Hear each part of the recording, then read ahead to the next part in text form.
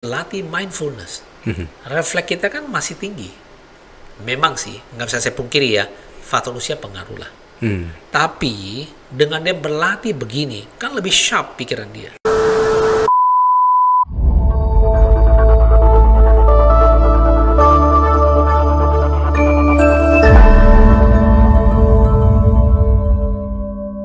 Namo Sang Adi Budaya, Namo Budaya. Namo Budaya. Gimana kabarnya Pak Tommy? Ya, luar biasa kabar saya, Effendi. Apa aktivitas Pak Tommy yang terakhir nih? Ya, saya sebagai motivator ya, dan juga sebagai seorang success coach, saya banyak berkecimpung di bagaimana memotivasi orang, terutama saat begini ya, kan 3 tahun ini kan pandemi ya. Kita juga sepertinya kan nanti saya dengar juga Pak Presiden mau declare sebagai endemi ya. Endemi kan berarti sudah berbeda lagi. Jadi, tapi selama 3 tahun ini kan banyak orang yang bisnis banyak yang turun ya. Kehidupan orang juga banyak berubah. Yang tadinya bertemu harus di rumah ya. Kemudian sekarang tahun ini mulai perbaikan dan sepertinya masyarakat Indonesia dan juga masyarakat dunia mulai kembali pada kehidupan yang normal lah. Jadi kegiatan saya lebih banyak bagaimana membangkitkan mereka pasca pandemi. Nah, jadi apa perubahan yang terjadi dalam kejiwaan masyarakat atau orang awam selama pandemi ini, Pak? Jadi gini, pengaruh sekali ya. Selama 3 tahun ini pandemi itu kan, banyaklah kejadian-kejadian orang yang takut, yang khawatir ya. Bisnis juga banyak yang turun ya. Jadi wajarlah kondisi seperti ini. Nah sekarang ini kembali lagi setelah melihat bahwa dunia sudah makin bisa mengatasi pandemi ini, mulailah orang mulai keluar untuk ya beraktivitas ya, bercengkrama seperti sedia kala. Cuma memang masih tidak seperti dulu ya, karena namanya 2-3 tahun kita sempat turun. Nah sekarang mau naik kembali ini kan perlu momentumnya. Nah, yang sekarang saya lakukan ya bagaimana motivasi mereka supaya ayo saatnya kita kembali untuk bangkit lagi nih. Kita nggak bisa kalau cuman seperti dulu kan kondisinya beda, keadaan berbeda, ya pemikiran juga harus berbeda gitu. Apakah di zaman sekarang orang harus bekerja lebih keras, Pak Tommy? Oke, sebenarnya ya kalau saya lihat ya kita kan baru kembali bangkit setelah pandemi ya. Betul. Kan selama 3 tahun ini banyak sekali orang-orang yang di rumah ya atau itu ya. Jadi mau nggak mau kan banyak ketinggalannya gitu loh. Jadi mau nggak mau sekarang harus berjuang lebih keras lagi karena kan selama 3 tahun kan banyak minusnya. Sekarang bagaimana harus bangkit kembali, harus ya mau nggak mau harus bekerja lebih keras lagi karena untuk menutupi yang 3 tahun yang kemarin itu loh. Iya.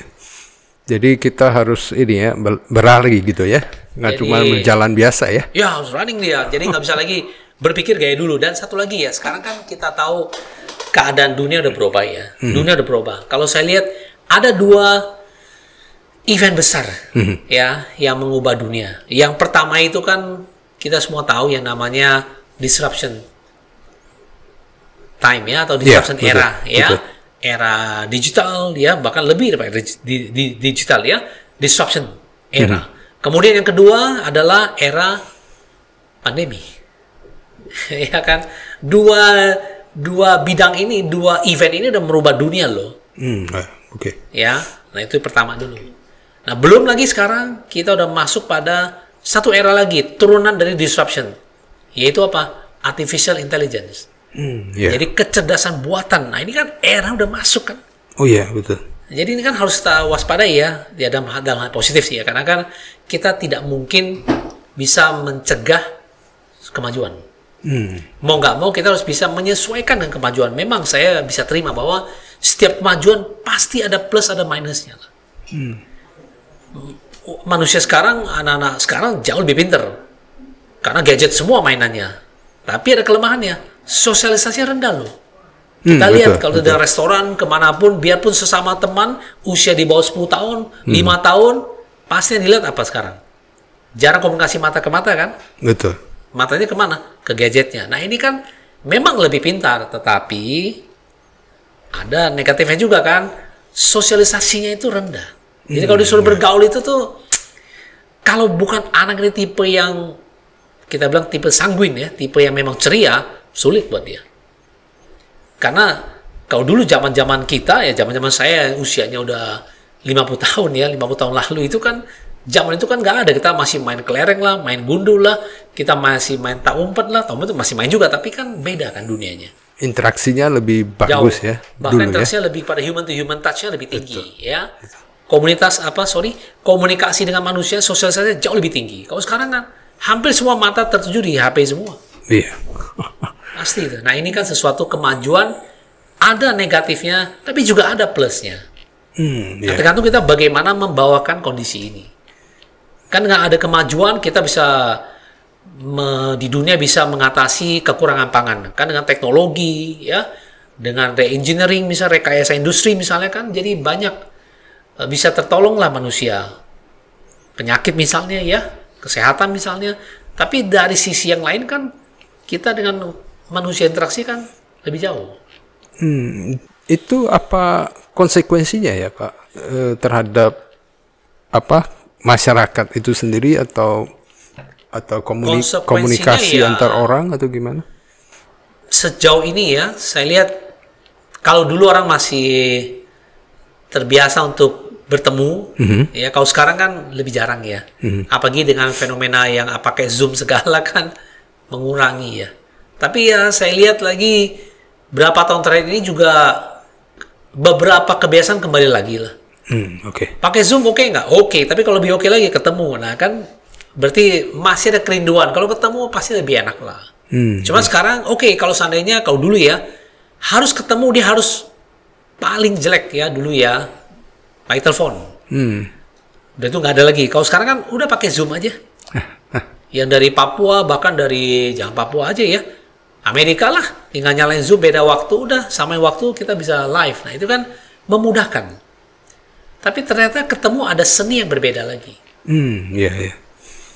Untuk bangun relationship itu perlu ketemu ya Pak? Lebih nyaman lah. Lebih nyaman ya? Iya. Zoom bisa nggak? Online bisa nggak?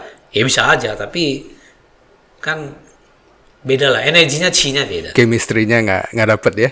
Ya, frekuensinya beda. Ketemu aja vibrasinya kayaknya kalau cuman ya kalau di Zoom di kamera, liatin kamera ya bisa aja sih, tapi kan lain lah. Ada emotional side-nya itu beda. Beda kan, ya pasti ya. Secanggih-canggih alat kan, ya tetap aja alat. Sama kayak orang seneng nggak dengan ini apa namanya secakep-cakepnya perempuan, seganteng-gantengnya laki-laki. Kalau robot kan nggak ada yang mau. Oh iya betul. Kan dia pasti carinya manusia kan. Artinya itu kan mesin kan ya. Teknologi kan. Tapi kan sehebat-hebatnya ya tetap orang suka ini manusia lah. Betul. Jadi manusia yang bersentuhan langsung ya. Secara nyata gitu ya. Ya. Kan kita nggak bisa pungkiri ya. Kita kan social human being. Kita kan makhluk sosial, harus bersosialisasi, berteman ya. Kita lihat ya. Kalau kita belajar dunia, kalau saya nonton National Geographic misalnya, kita lihat dunia flora, dunia fauna misalnya ya, dunia binatang. Kan binatang yang hidup sendiri itu kan punah kan ya. Oke. Ya harimau dengan singa kan yang dilindungi itu kan harimau loh. Bukan singa loh. Kenapa singa itu lebih bertahan lebih lama dan lebih banyak? Karena singa itu kan dia bergelombol. Kalau harimau itu kan mendiami satu gunung kan dia sendiri, jadi lebih sulit lah. Jadi ini contoh ya, kita lihat dari binatang aja. Kenapa singa populasinya nggak pernah dilindungi? Orang banyak. Banyak singa itu kalau dia berburu aja dia berkelompok. Kalau harimau kan one on one. Harimau kecepatan let's say 50 km per jam. Rusa 60 km, ya setengah mati dia. Tapi kalau dia bergerombol singa kan dipepetin. Nah ini contoh lah. Ada teamworknya gitu ya. Ada teamworknya. Nah artinya dari contoh sesederhana itu, kalau manusia hidup sendiri ya nggak tahan lama lah. Iya betul. Tapi dari sisi seorang motivator, apakah kita perlu takut terhadap AI, Pak? Oke. Mungkin takut apakah kata yang cocok, saya sih belum dapatkan ya. Tapi bisa nggak dia bersifat takut? Ya bisa aja, karena nanti pasti ada sebagian pekerjaan yang AI akan gantikan. Oke. Apalagi AI itu bersifat repetitif. Jadi kalau sesuatu yang berulang-ulang, itu robot gantiin. Contoh, kita lihat di mall, di parkir, kan jarang pakai orang ya. Kan itu kan repetitif, dia kan pengulangan. Pasti itu robot gantiin. Betul. Jadi nanti kita lihat teman-teman ya, lihat kalau di definisi kita takuti ini, pekerjaan yang bersifat repetitif pasti tergantikan. Oke. Dia pengulangan. Contoh sekarang, bandara deh. Kita pergi ke luar negeri, nggak usah ke luar negeri, luar kota aja deh. Pendaftaran pakai apa sekarang? Kan online kan? Iya. Ya pilih seat aja kan bisa online langsung kan? Betul. Jadi kan mengurangi interaksi manusia kan ya. Ini contoh-contoh. Itu bukan AI canggih loh, yang biasa-biasa loh. Ada yang lebih canggih lagi loh. Yang begitu aja udah tergantikan. Apalagi yang lebih esensial lagi. Nah, jadi apakah kita takuti? Menurut saya, mungkin kata yang tepat, kita harus bisa menyesuaikan. Oke. Karena sekarang ya, bisa nggak kita menghentikan teknologi perkembangan? Sulit rasanya. Iya, nggak bisa ya. Ya, contoh. Kita sekarang HP itu kan rata-rata, kalau lihat di sinyal kita kan 4G ya. Pertanyaannya, mau nggak sih orang pakai yang 2G? Nggak mau kan ya? Iya, tentu saja. Mau nggak pakai yang 3G? Nggak mau. Yang hanya bisa SMS sama push mail aja. Nggak bisa streaming. 4G kan bisa streaming. Iya, betul. Jadi kalau orang mau nggak pakai yang 3G aja, mungkin tinggal 5% yang mau. Oh, iya. Ya, 95% nggak mau. Bisa WhatsApp lah katanya. Itu kan nggak bisa, kalau 3G kan nggak bisa. Atau saya mau nonton, itu masih bisa, tapi lambat dia. Atau saya mau nonton streaming, nggak bisa itu. 4G bisa streaming. Jadi orang akan mau nggak mau mengikutin. Dia suruh pakai itu nggak mau dia. Mau nggak HP yang cuma 3G? Nggak mau dia. Berlian loh, nggak mau. Tulisan berlian loh, nggak mau. So we cannot stop the progress, kan nggak bisa. Ya, paling yang nggak ngerti aja ya, nggak ngerti teknologi 5%, aja. 5% oke lah. Daripada itu, oke. Tapi once dia ngerti, belum tentu juga dia mau. Iya, betul. Ya, tapi ada nggak? Ada 5%. Nah, oke. Jadi jadi dalam menyesuaikan dengan kemajuan teknologi, apa yang perlu dilakukan nih oleh manusia nih? Oke. Jadi gini, kita kan tidak boleh teknologi menguasai kita ya. Betul. Kita kan harus bisa mengendalikan teknologi ini. Ya, kita kan tahu ya, manusia udah ada otaknya ya, ada pikirannya. Kan pikiran yang menciptakan, pikiran yang mengendalikan kita semua ini kan. Kekuatan pikiran kita itu kan sangat luar biasa. Karena kekuatan pikiran kita lah, kita bisa menciptakan peralatan canggih, robot lah, AI lah, ya. Jadi kita sebenarnya harus lebih bisa mengendalikan dia daripada kita dibawa kendali dia. Nah, saya ingat kata Jack Ma, kalau kamu mau belajar jadi pintar, boleh-boleh saja. Tapi jangan salah, kalau cuman satu kalian pintar itu yang kamu utamakan, rasanya nggak ada gunanya. Kenapa? Karena kalau pintar, robot lebih pintar. Setuju nggak? Betul. Ya kan?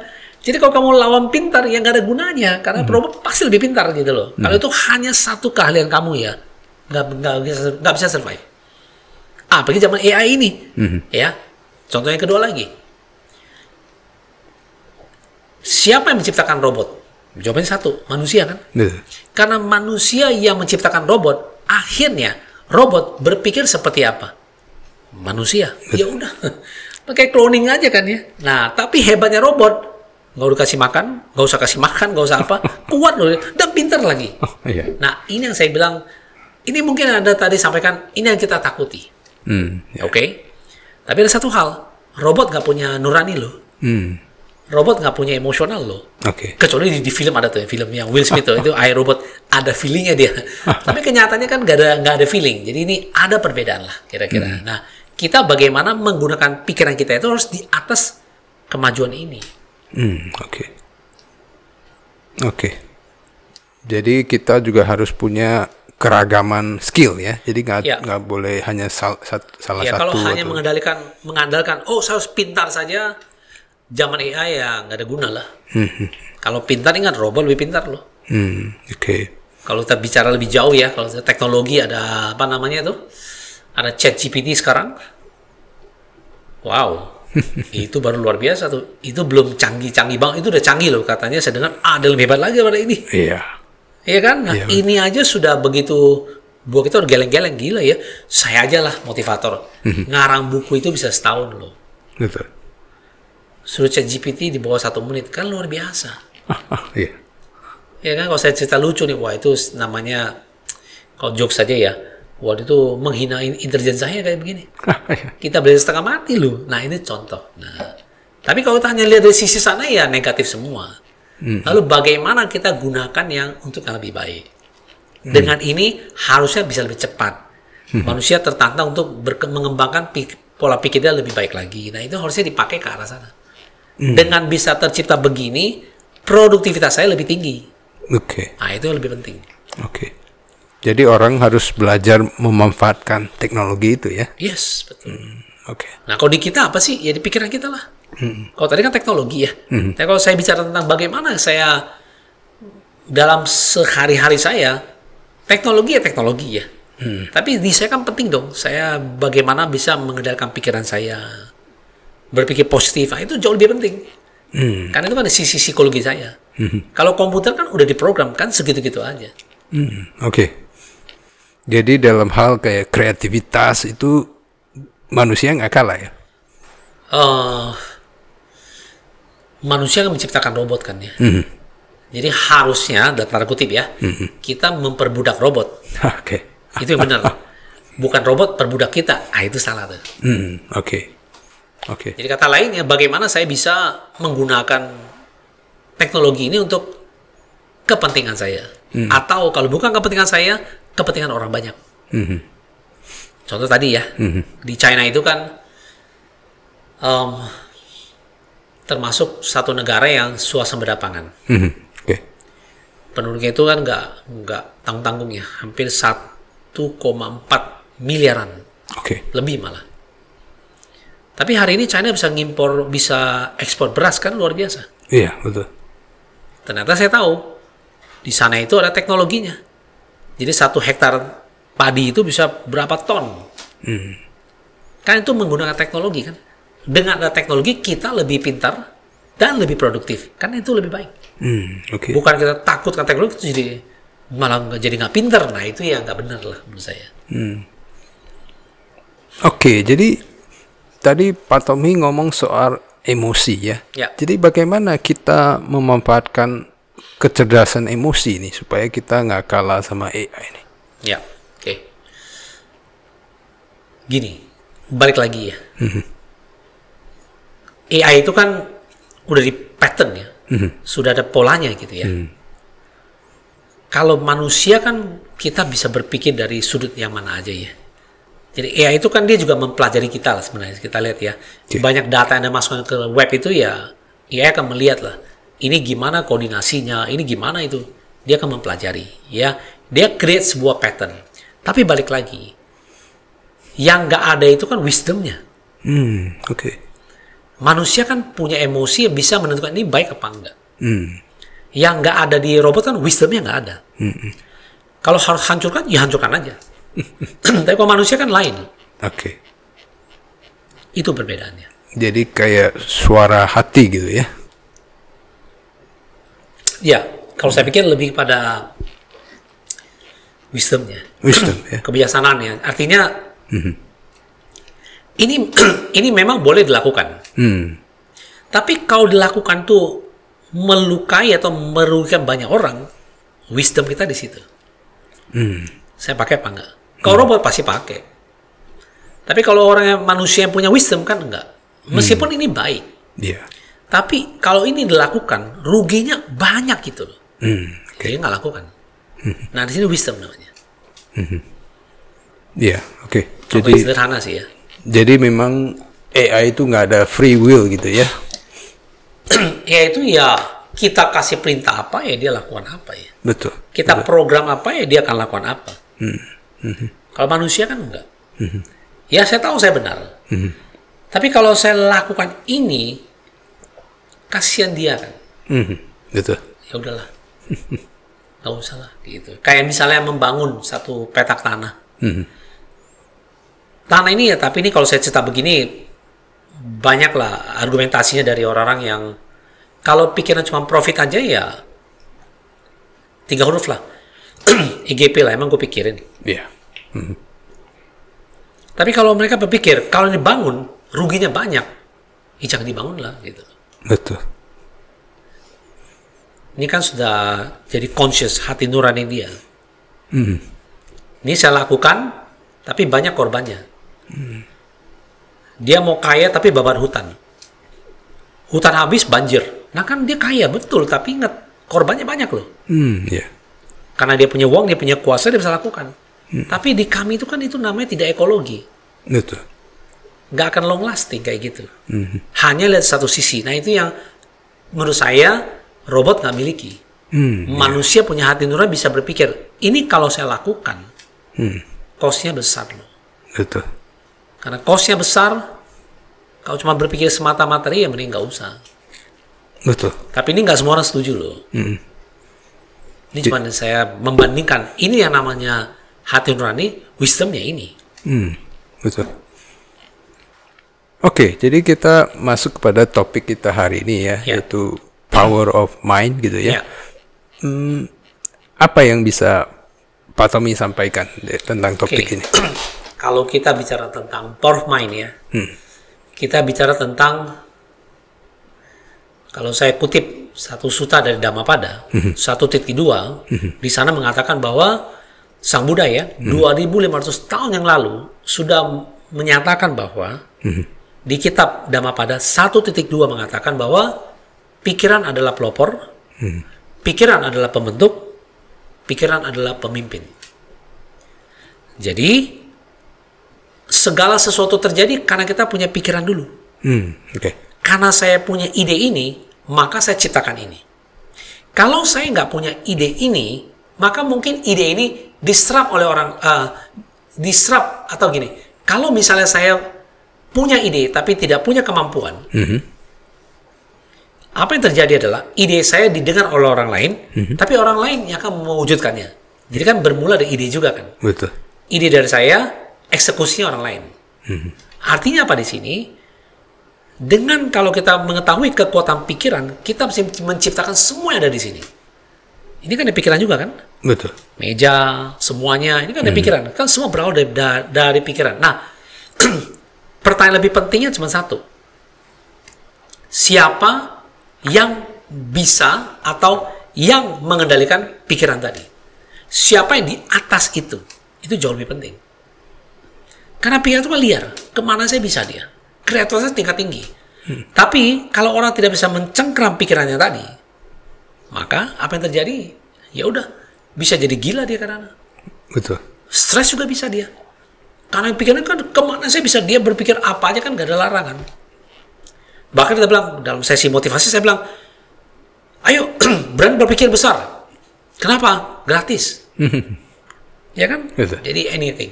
So my point adalah bagaimana kita memaknai ini harus berada di atas pikiran tadi.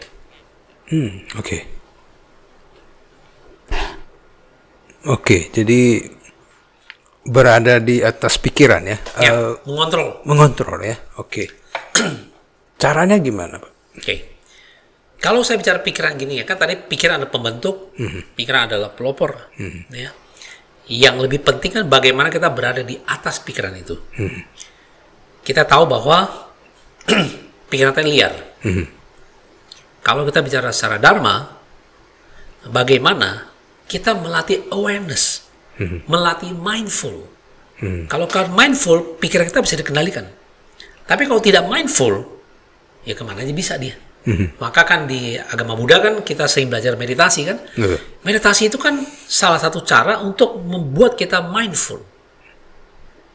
Dengan dia meditasi samatha saja melatih pernapasan saya membuat mindful sebenarnya. Nanti setelah dia belajar dharma lebih tinggi lagi, dia belajar yang vipassana. Dia meditasi vipassana udah beda lagi.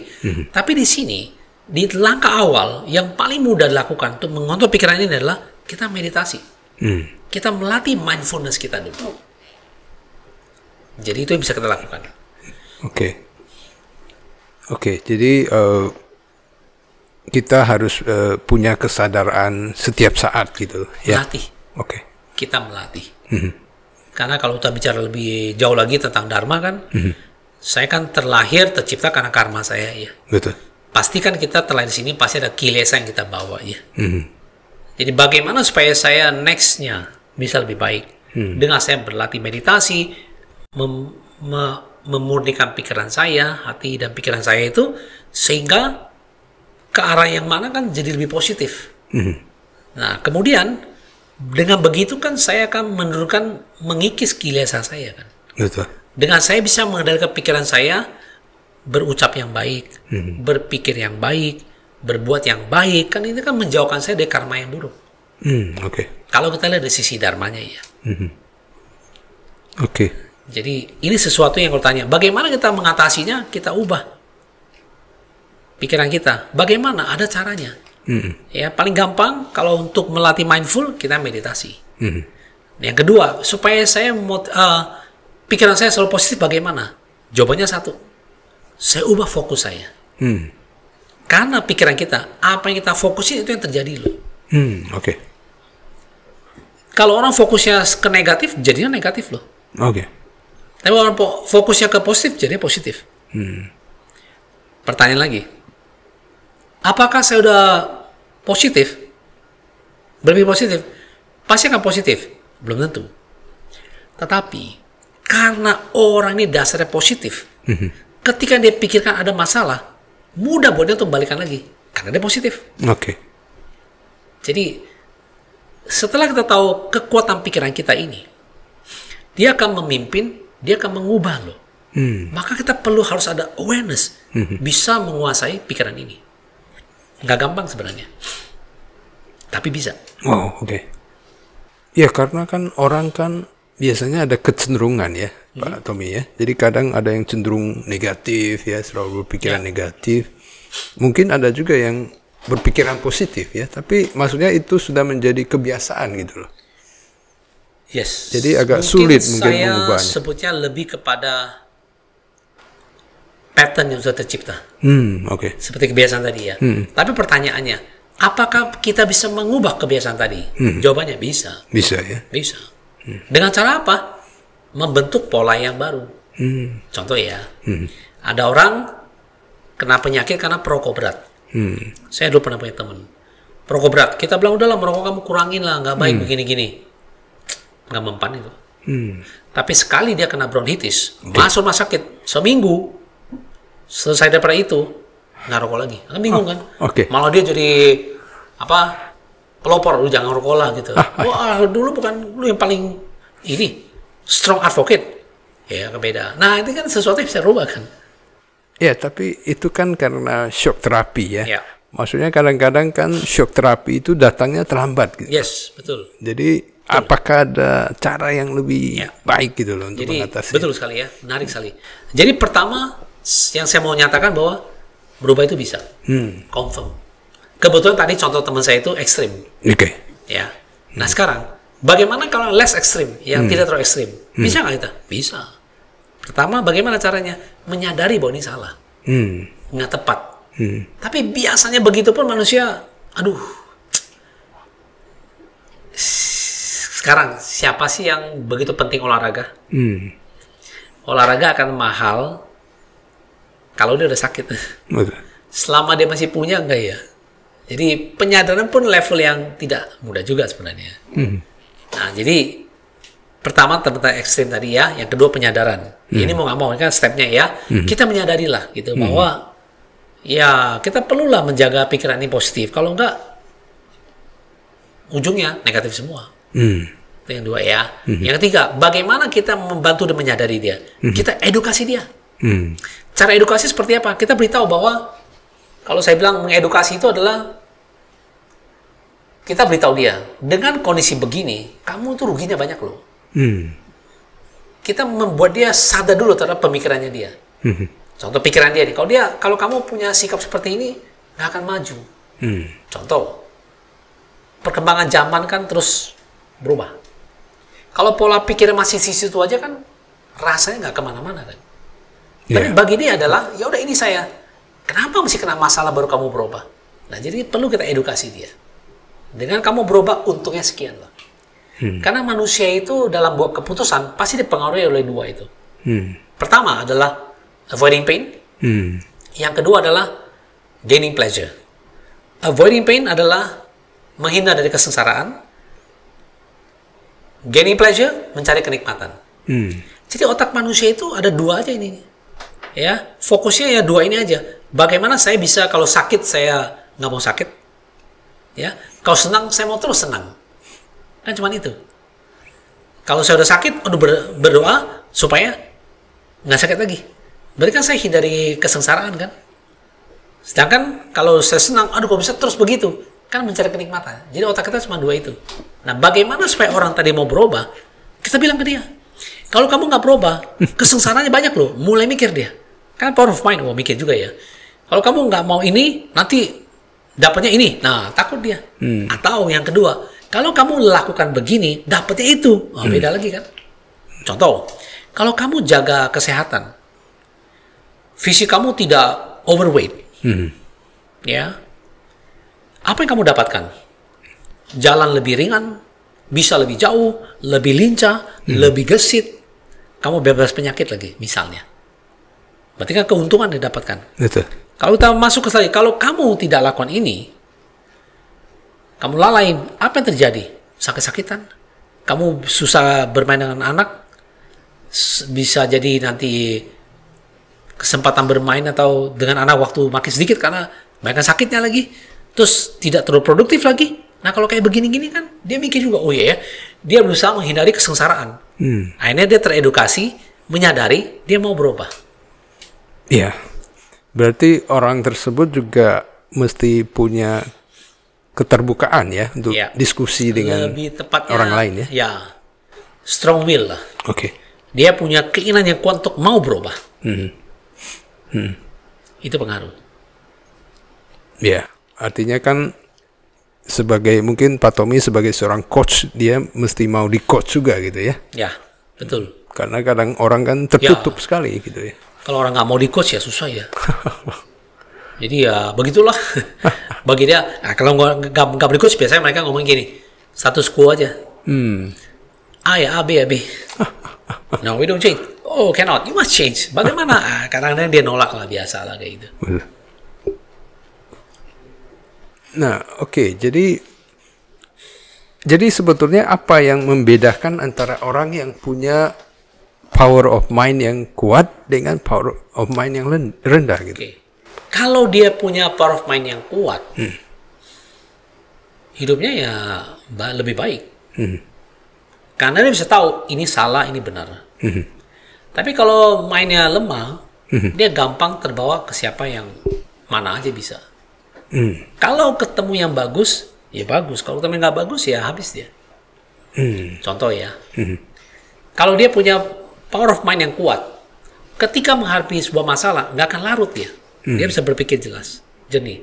Tapi kalau sebaliknya, rendah, power of mind-nya rendah, kena masalah, langsung down. Oh, oke. Nggak ada solusi, susah lah gitu.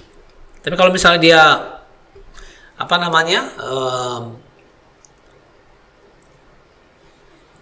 kuat, ketika ada masalah, yang dicari pertama kali apa? Solusi.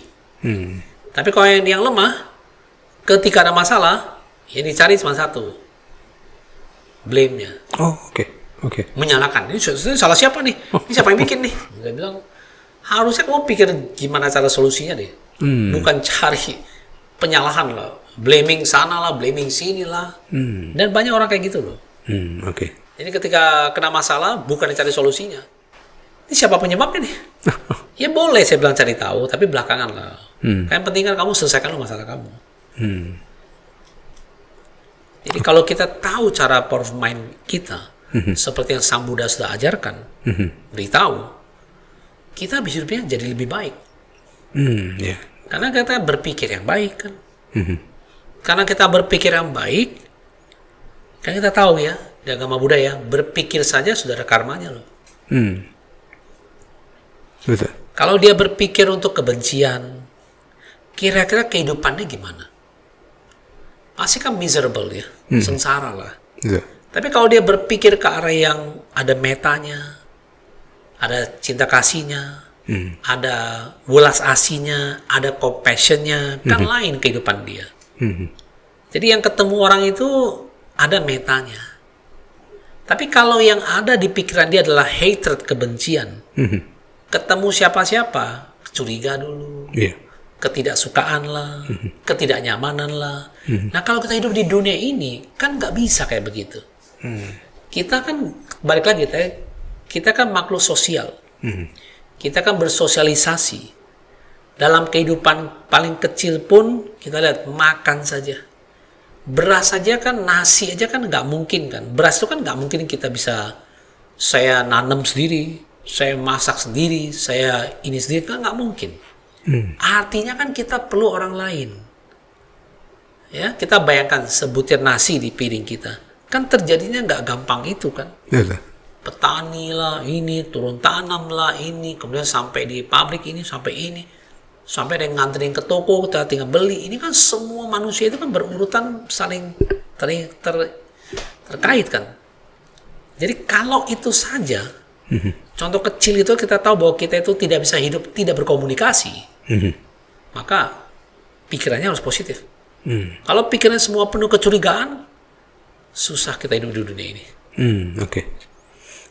Jadi yang kita mau kembangkan adalah bagaimana pikiran kita kembangkan ke arah yang positif.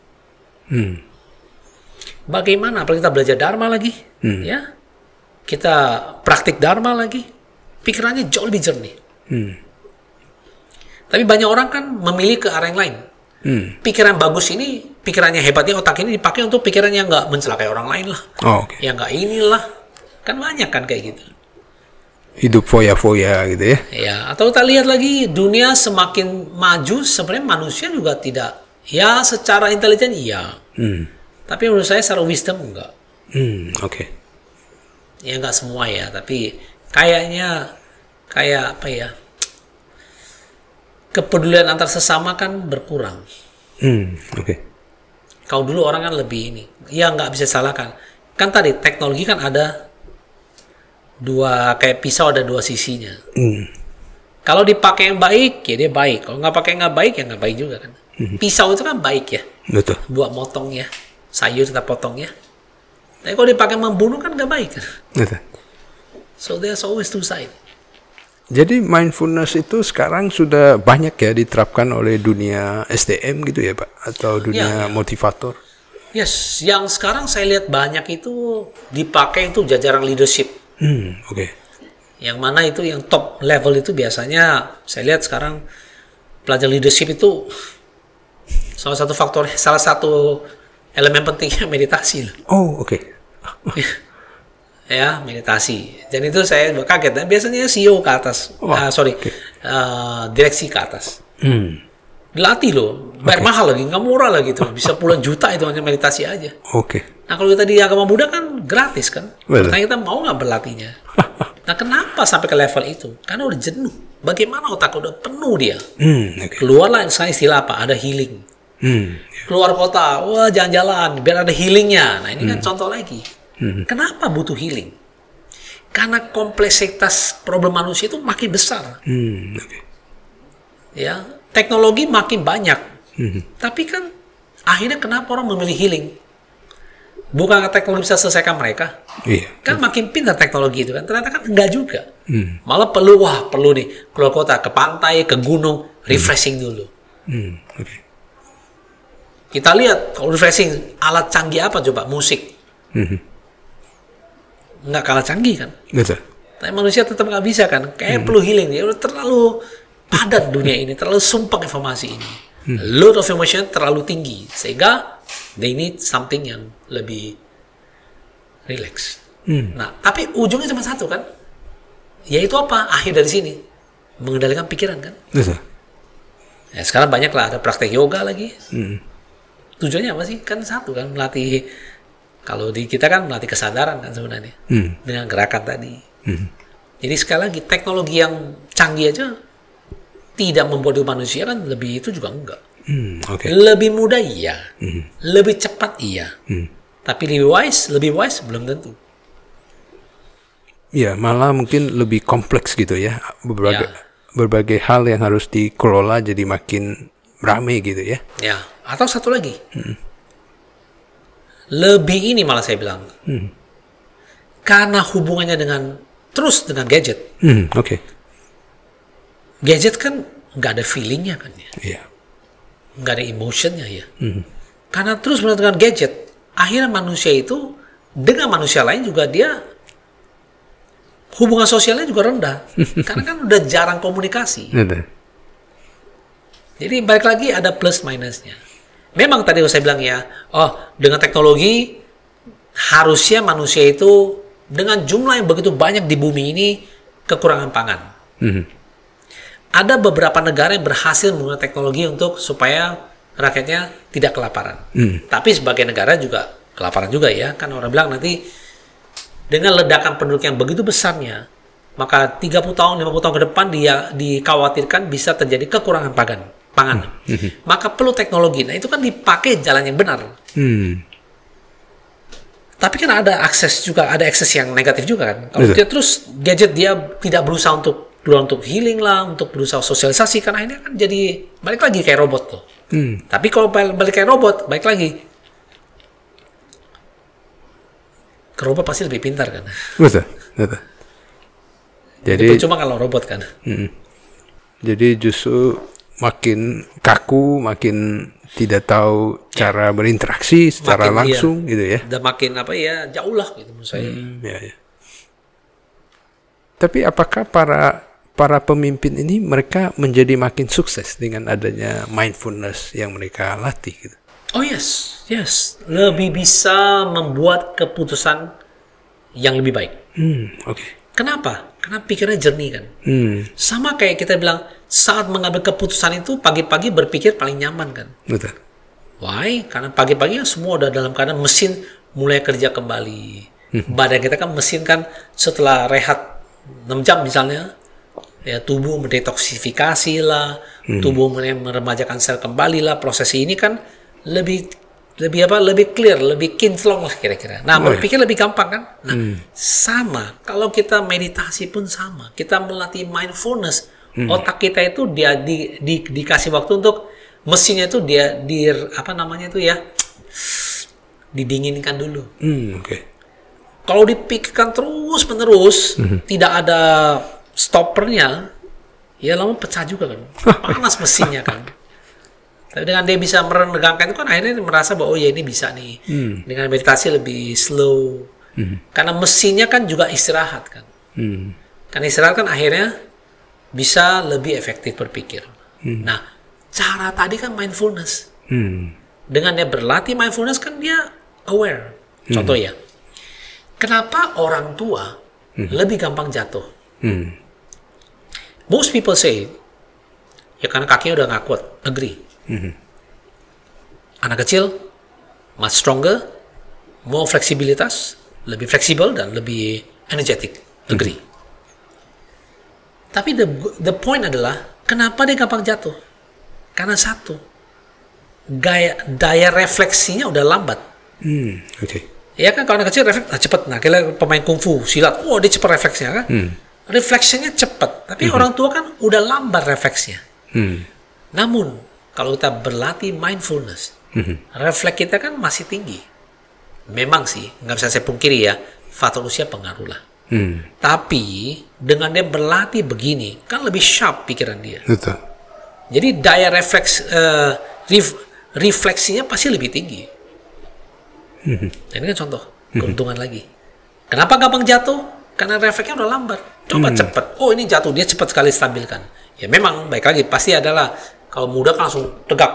Tua mungkin agak sedikit, semuanya dikit. Tapi kan nggak jatuh. Karena orang tua kan nggak boleh jatuh kan. Kalau jatuh kan banyak masalah setelah itu. Iya, jadi tadi Pak Tommy kan menjelaskan bahwa kita perlu latihan mindfulness antara lain dengan meditasi gitu. Ya. Tapi apakah ada cara-cara lain untuk melatih itu?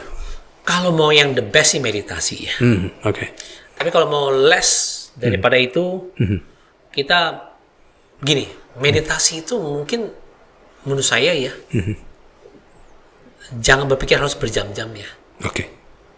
Kita meditasi per 5 menit juga meditasi ya. Nah, yang kedua, nyambung ya, kita melatih mindfulness aja. Contoh, kan sering dilakukan sekarang ya, kita berjalan itu, kita coba jalan sedikit pelan. Oke. Hanya untuk merasakan mindfulness loh. Kaki saya bisa merasakan dinginnya lantai, ya, bisa merasakan ada rata atau tidak ya. Meskipun tidak bisa, tapi kan kadang rumah kan ada yang naik turun ya. Betul. Karena waktu sambungan di itunya kan, natnya kan nggak rata, jadi dia bisa merasakan. Itu melatih mindfulness, itu melatih kesadaran. Misalnya, cara kita makan. Dengan kita menyadari bahwa makanan ini tercipta itu tidak mudah loh. Banyak orang terlibat sampai tiba di meja makan. Betul. Dengan kita punya pola pikir begitu, mindfulness begini, itu berlatih, itu melatih besar loh. Sehingga kita menghargai sekali makanannya tadi. Ini yang saya lihat ya, terus terang, saya kan sering adakan seminar di hotel ya, mereka bayar, kan ada makanannya. Betul. Kadang-kadang saya lihat ini yang sedih, takut nggak kebagian. Ya bisa juga habis bisa, ambil banyak, tapi nanti sisanya setengah dibuang. Aduh, sampai saya lihat, aduh sayang banget ya, gitu ya, hanya karena greed yang tadi itu. Ya tapi daripada saya nggak ambil, habis. Oke, pertanyaan saya cuma satu, kamu habisin apa enggak? Iya. Saya bilang, aduh, tolonglah, kalau makan kamu bayar, tapi makan habisin lah. Kalau kamu pengen ambil, harus habisin. Jangan bilang, kok punya uang, kok tinggal buang, apa salahnya? Memang nggak salah, tapi itu tidak wise. Iya. Kan sulit. Nah, ini mindfulness. Nggak usah meditasi, ini aja udah menyadari, udah tingkat tinggi itu. Dan ini dia akan lakukan menyadari waktunya dia loh. Oh iya, waktu saya, ini saya sia-sia apa enggak ya waktu begini. Nah, ini kan udah menyebar ke yang lain loh. Dari sekitar dia berjalan, dia minum aja, atau dia menyadari kehidupan dia, makan saja udah, dia kalau bisa menyadari udah tingkat tinggi lah. Wow, dia lihat ini, nanti nextnya dia menghargai kehidupan. Beneran. Nah, jadi buat teman-teman, kalau di restoran ada apa ya, saran aja, kalau ambil harus habisin. Iya. Jangan takut ini. Kalau takut habis, cepat ambil, tapi ingat, habisin tuh. Iya. Oh, Bapak ngomong gitu kan melanggar hak asasi manusia. Ya enggak lah, tapi ini buat kayak ini kan, ini namanya wisdom. Ini wisdom. Ini bukan teknologi. Betul. Ini bukan akademik, ini wisdom. Dan hal-hal begini zaman sekarang ini sangat jauh. Oke. Sangat jauh. Nah, ini yang sebenarnya kita tahu kekuatan otak kita. Kita juga tahu bahwa ini otak ini liar. Tinggal sekarang bagaimana cara kita mengendalikannya. Bagaimana kita mengendalikannya? Kita melatih awareness kita. Kita melatih mindfulness kita. Untuk apa sih? Karena tantangan ke depan kan makin banyak. Belum lagi tadi AI kita belum sempat habiskan ya. Betul. Kerjasama buatan itu kan sesuatu yang tadi ada plusnya, ada negatifnya. Lalu bagaimana kita bisa mengendalikan itu? Kendalikan diri kita aja kita nggak mampu. Contoh, tenang sedikit emosinya. Itu kan berarti dia bagaimana bisa mengatur orang lain. Dia body sendiri aja setengah mati. Iya, betul. Ya karena dia bos aja mereka takut. Tapi kan not a good boss kan. Jadi ini dari power of mind ini turunannya banyak sekali. Nah, jadi kesimpulannya adalah bagaimana saya sekarang melatih mindfulness saya. Small thing. Walking, meditation. Saya drinking, minum. Saya menyadari bahwa ini exist. Dengan kita lihat sebuah tanaman aja, kita pegang aja, kita tahu, wow, kok bisa warna hijau ya? Oh iya, karena kan ada klorofil lah, ada inilah, dia membuat ini. Oke, fine. Dan kenapa bisa tanaman ini memberikan kehidupan buat manusia? Ya kan, memberikan energi. Kita makan sayur kan, makanan kan buat energi buat kita kan. Nah, ini contoh yang sederhana sekali. Kita lihat sebuah bangunan yang indah. Saya lihat, wow, saya bilang yang ciptain begini hebat sekali. Kok bisa ya sampai level begini ya? Kita lihat seninya, kok bisa ngukirnya sampai sedetail ini ya? Ini orang berarti disiplinnya tingkat tinggi loh. Dia mampu loh, kesabaran luar biasa. Saya aja nggak mampu loh. Nah, ini kan kita mulai melatih awareness kita. Oh iya, kita makan juga sama. Oh iya, ternyata nggak gampang ya jadi kayak gini ya. Berarti saya nggak boleh tuh buang makanan tuh. Ya, okay. It's really a waste. Nggak boleh. Nah, ya kan? Dari situ beranjak mana? Akhirnya saya melihat sebuah kehidupan, saya hargai betul. Karena tidak mudah. Nah, kalau begini, mindful nggak orang ini? Pasti mindful. Ketika dia belajar meditasi pun nanti, kekotoran batinnya kan udah mulai mengikis. Karena berucap yang baik, berpikir yang baik. Powerful dia nanti. Sebentar saja, langsung meditasi udah mantap. Kenapa? Karena sehari-hari kan dia udah lakukan. Jadi kalau dia udah terbiasa melatih pattern seperti itu, in any occasion, in any situations, sharp dia. Dia sharp. Apalagi dia olahraga lagi. Bangun pagi, wow, dia bisa ya dapat angin yang oksigen yang baik lagi. Wah, fantastic. Tapi yang dikenakan pikiran dia kan, nah ini dari semua berawal dari sini dulu. Tapi olahraga yang baik itu apa? Untuk melatih apa? Mindfulness gitu. Jalan. Jalan ya. Jalan. Kebetulan saya hobinya bukan jalan sih. Okay. Saya berenang. Berenang ya. Okay. Saya hobi. Saya kalau lihat kolam renang aja, waduh, pengen nyebur aja pokoknya loh. Oke. Seneng, saya juga nggak tahu kenapa. Jadi kadang-kala saya berpikir di kolam renang. Saya melatih ya, jadi dengar deburan air kan. Oke. Jadi pas nyelam itu kan enak ya. Meditasi juga. Saya melatih mindfulness juga kan sulit kan karena ada ombak tuh saya pakai itu tutup telinga kan supaya air nggak masuk. Kan susah. Dengar suara itu kan hanya kalau nggak kenceng sekali kan nggak bisa. So yang saya rasakan apa sih? Tekanan air di dalam kan air itu kan makin dalam kan makin menekan. Ya kerasa aja. Nah ini kan melatih juga. Mindful juga. Karena ini kan ini suara samping ada apa, ada orang apa kan. Ya swimming pool kan umum ya. Karena bisa nabrak, karena bisa ini kan. Kita melatih juga. Ini contoh lah untuk saya ya. Oke. Ya memang berenang itu salah satu olahraga terbaik gitu ya. Saya senang. Sangat menyenangi. Ngeliatnya main nyebur. Ngeliat doang. Ini cepet, mesti masuk nih. Senang. Mindfulness juga. Iya, karena latihan pasti juga bagus ya. Artinya kesadaran fisik, jasmani dan pikiran itu tambah baik ya dengan olahraga ya. Oke. Nah, oke. Jadi kalau kita kaitkan antara mindfulness dengan AI nih. Jadi bagaimana nih mindfulness bisa membantu kita ini dalam menguasai atau supaya kita nggak kalah nih sama teknologi nih. Gimana nih? Oke. Kalau mindfulness teknologi kan AI kita jadikan dua dunia yang berbeda ya. Saya anggap saja AI itu kayak obeng aja deh. It's only a tool saja. Only a tool ya. Hanya alat saja. Tapi ini alat yang canggih dan sangat luar biasa alat ini. Nah, oke. Ya. Jadi saya harus bisa menjinakkan alat ini. Ya. Jadi lebih kepada kearifan saya memakai dia. Jadi kalau di sini mindfulness lebih ke arah bagaimana saya menyiapkan otak saya jadi seorang yang arif. Nah, itu. Oke. Jadi bisa saya tambahkan lagi ulangi bahwa ya AI ya hanya sebuah alat. Nanti mungkin 30 tahun ada ini AI, nanti mungkin BI, bisa CI juga kita nggak tahu ya. Tapi it's only a tools.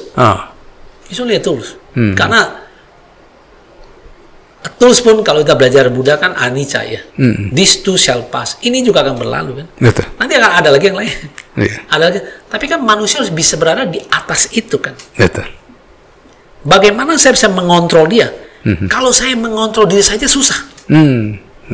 So how do I control myself? I become mindful. So I train myself to be mindful. Saya latih diri saya menjadi mindful. When I'm mindful, I bisa kendalikan itu. Betapa canggihnya dia pun, tapi kalau saya mindful bisa tahu lah. Kan sehebat-hebatnya alat kan ciptaan manusia juga kan. Betul. Creation kan manusia ciptain kan. Kan matiin listriknya selesai kan. Seperti itu gitu.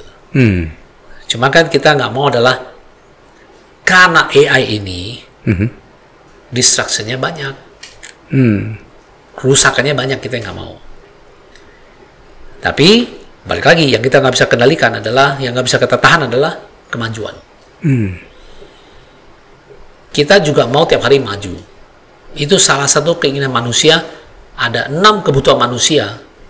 Yang kelima adalah progress. Dia mau ada growth. Manusia mau bertumbuh. Kita pun bertumbuh usia kan bertumbuh terus. Kan menyalahi hukum alam kan. Betul. Kan hukum alam mengatakan if you're not growing, you're dying. Kalau nggak tumbuh ya mati. Itu benar itu. Nggak ada namanya terus gitu, nggak ada. Plateauing itu nggak ada. Either go up, you go down. Oke. Sama kayak anak kecil. Wah, anaknya 5 tahun lucu-lucu sekali ya. Udah bagus kok tuh. Kamu jangan gede-gede segitu-gitu aja. Kan nggak mungkin. Menyalahi hukum alam. So if not growing, you're dying. Tinggal kita bagaimana sekarang dengan perkembangan teknologi yang begitu pesat, bagaimana kita melatih pikiran kita, mindfulness kita, awareness kita, supaya kita bisa berada di atas kemajuan ini semua. Kita yang kendalikan ini, bukan robot ini mengendalikan kita. Itu yang paling penting. Betul. Itulah kenapa kita belajar banyak, supaya kita bisa di atas dia. Kita ciptain loh. Betul.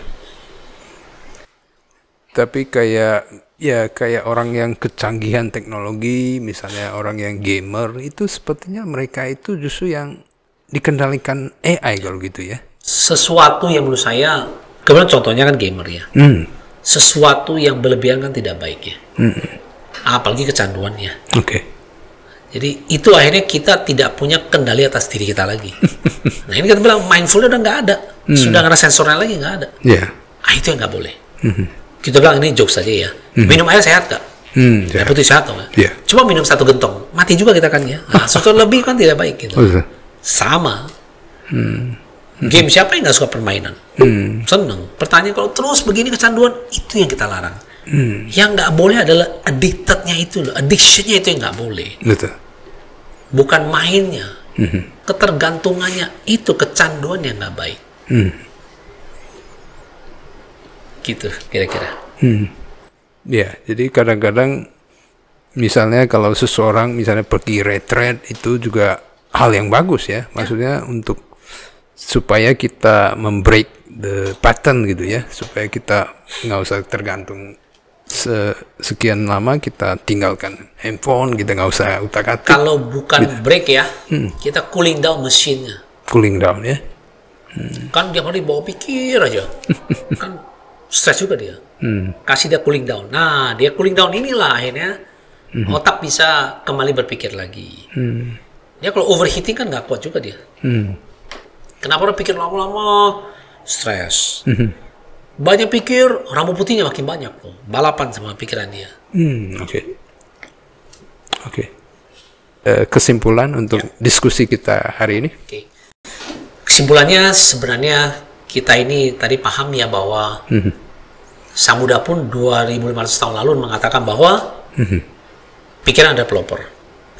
Pikiran pemimpin, pikiran pembentuk. Nah, sekarang bagaimana kita bisa kuncinya berada di atas itu? Kita udah tahu lah canggih alat ini, otaknya luar biasa. Tapi bagaimana kita bisa melatihnya, mengendalikan itu jauh lebih penting. Nah, di kita di agama Buddha sudah ada toolsnya yang sangat tiap hari kita lakukan. Tiap kali kita baca parita, tetap aja ada sesi untuk meditasi sebentar. Jadi di sini, ayo teman-teman, kalau mau otak kita lebih canggih lagi, lebih sharp lagi, lebih wise lagi, do a lot of meditation. Nggak harus pergi retret 2 hari. Kalau memang belum bisa, nggak apa-apa. Dijadwalkan aja. Tapi paling penting adalah, seperti yang tadi saya sampaikan, be mindful terhadap apa yang Anda lakukan. Seperti tadi ya, Anda walking, jalan, mindful. Supaya nggak kegetok lah ya. Oke, atau ketika Anda makan, Anda minum, you become mindful. Dengan begitu, lu jauh lebih tinggi, menyadari bahwa ini penting loh. Nah, itu juga melatih kekuatan pikiran Anda jadi lebih sharp lagi. Selain nanti Anda siapin waktu meditasi. Benar-benar real meditasi. 10 menit, 15 menit, a good start already. Oke. Ya, wow, keren banget Thank you. diskusi kita hari ini. Terima kasih banyak Pak Tommy sama-sama. Syawira. Ya, sampai ketemu lagi di kesempatan lain. Namo Sangyang Adi Budaya. Namo Budaya. Namo Buddhaya.